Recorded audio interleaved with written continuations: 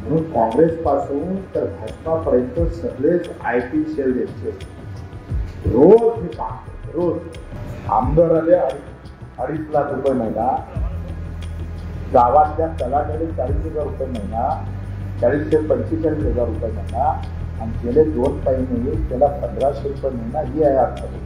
ही अर्थ अजितदादाची दादागिरी किती आहे हे आम्ही दूध 12 मध्ये जाऊन सांगणार आहोत. त्याला सांगणार आहोत 6 जिल्हा आता बोला बोला, नाहीतर मग आम्ही मारणार तुम्हाला टोला टोला. असणारी अवस्था जर आम्ही पाहिली, काल झालेला आम्ही पाहतोय काश्मीरचा जो हल्ला झाला, 28 लोक मृत्युमुखी पडले. 2 लोक आले आणि दोघांनी 28 लोकांना मारलं. त्यांना तर मला वाटते टोपी समोर आणून चिथोळ्या करून टाकल्या पाहिजे. पण दुसरी जबाबदारी या देशातल्या चौकीदारानं स्वीकारलेली पाहिजे का?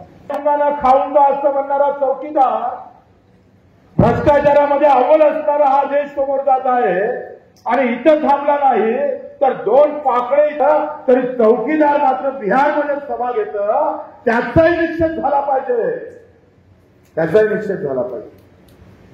का बरं 2,000 लोक होते, त्या पर्यटकांना हल्ला होऊ शकते ही माहिती असताना सुद्धा आम्ही एवढं दुर्लक्षित त्या ठिकाणी का केलं?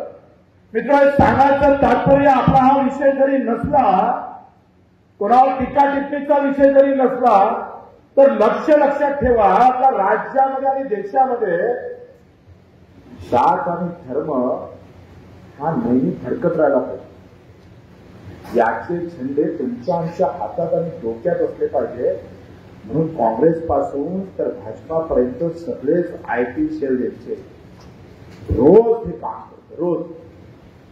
रोज सकाळी एक पोस्ट टाकला जातो ज्यामुळे तुमचे माथे, तुमच्या डोक्याचा विचार हक्काच्या लढाईच्या व्यतिरिक्त धर्मजातीच्या लढाईमध्ये लागला पाहिजे. तुम्हाला व्यवस्थित त्याच्यातून काढण्याचा प्रयत्न केला जातो.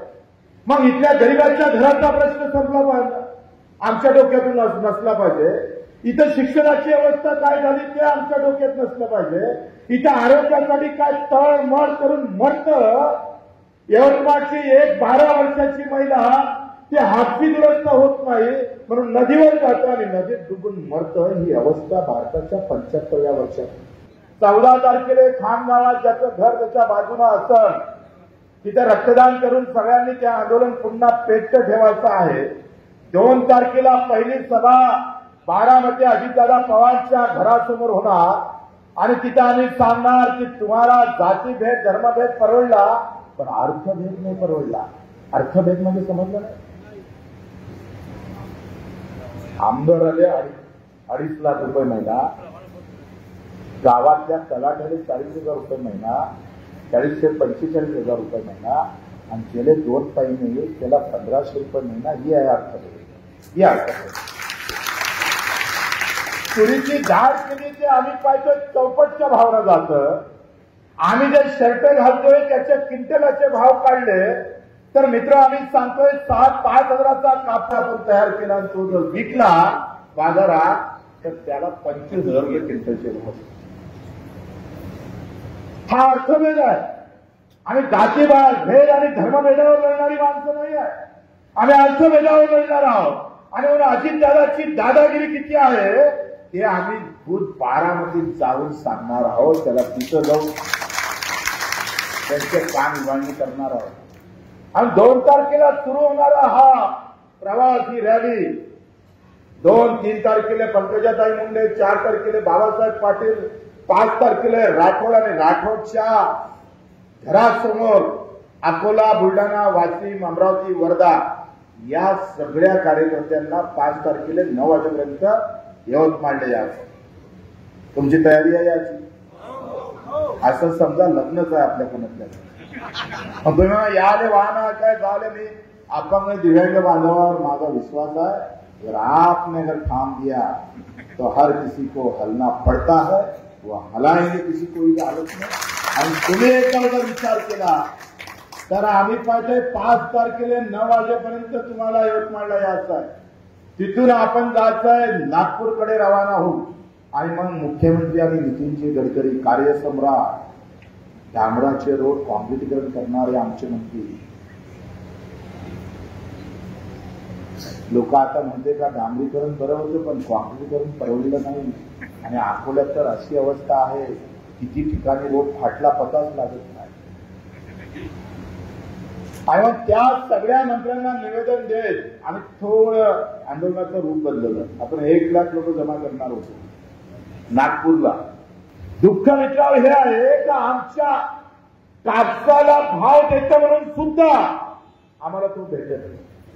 कर्जमाफी 7-12 कोरा म्हणणारे देवेंद्र फडणवीस आता त्याच्या बाबतीत ते काय बोलायला तयार नाही. आणि आम्ही त्याला सांगणार आहोत 6 जूनला का आता बोला नाहीतर मग आम्ही मारणार तुम्हाला टोला करणार. तुम्हाला बोलत दिल्याशिवाय आम्ही राहणार नाही. या देशातला कष्टकरी जे काही असेल, कामगार असेल, कटले वाहणारा असेल, आमचा फेरीवाला असेल, हा सगळा कष्ट करणारा माणूस अजूनही आम्ही पाहतोय उपचारापासून करत शिक्षणापासून अलिप्त राहतं. घर त्याच्या नशिबी येत नाही. ही लढाई मित्र हो जाती धर्माची नाही. म्हणून तिरंगा आमच्या डोक्यात आहे. तुमच्या आमच्या डोक्यातला स्वार्थ भावना बाहेर काढून टाका.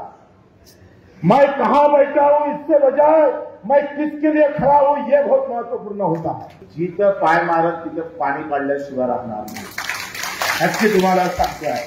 आज आपल्या 19 मागण्या त्याचा शासन निर्णय निघाला नाही. काल परवा मी मुख्यमंत्र्याला मेसेज केला, फोन केला. त्यांनी सांगितलं म्हटलं तुम्ही 6 जूनपर्यंत 21 मागण्याचा GR निघाला पाहिजे. आणि 21 मागण्याचा GR निघाला नाही तर आंदोलन कुठल्याही शैली कुठल्याही पद्धतीनं भेटू शकतं. 6 जूनला जे आम्ही करतोय ते कर्जमाफी, मजुराचे प्रश्न घेऊन आणि दिव्यांगाचे 6,000 रुपये महिन्यासाठी आपण लढतोय. आणि त्यासाठी आपल्या सगळ्यांची उपस्थिती प्रार्थनीय आहे.